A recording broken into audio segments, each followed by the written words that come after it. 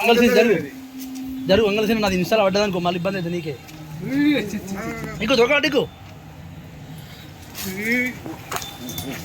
మామూలు పెద్ద లేదు కానీ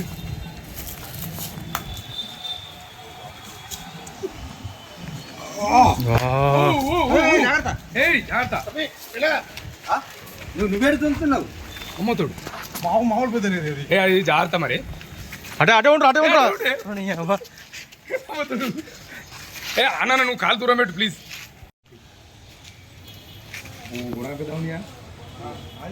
అన్న ఈ క్లాత్ తోటి నీ చేతితో అటు ఇటు ఉప్పు మంచిగా పడిగా మంచిగా వస్తుంది నీ దగ్గరికి వెళ్ళి ఏ ముత్యం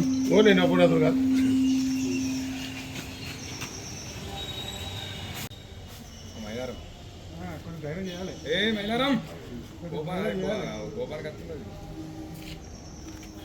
వచ్చిందా ఏ గట్లా మెల్లగా మరి ఎంతకంటే అందుకే బాగానే ఉంది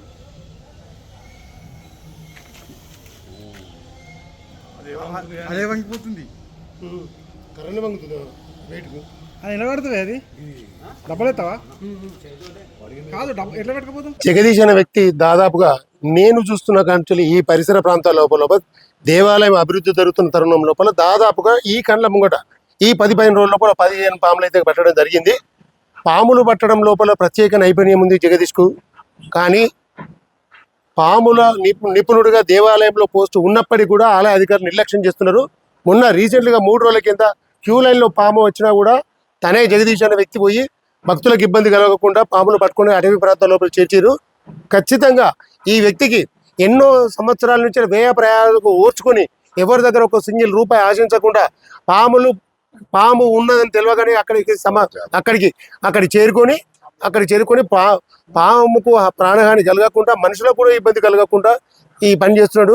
కాబట్టి దేవాలయంలో ఏదైనా ఉపాధి ఖచ్చితంగా కల్పించాలి. ఎందుకంటే భక్తులకు ఎన్నో సందర్భాల లోపల భక్తులు కూడా ఇబ్బందులు పడే పరిస్థితులు ఉన్నాయి. కాబట్టి భక్తులను దృష్టిలో పెట్టుకొని కూడా ఇతనికి ఉపాధి కల్పించాల్సిన అవసరం ఎంతైనా ఉందని చెప్పేసి నేను 100% చెప్తున్నాను.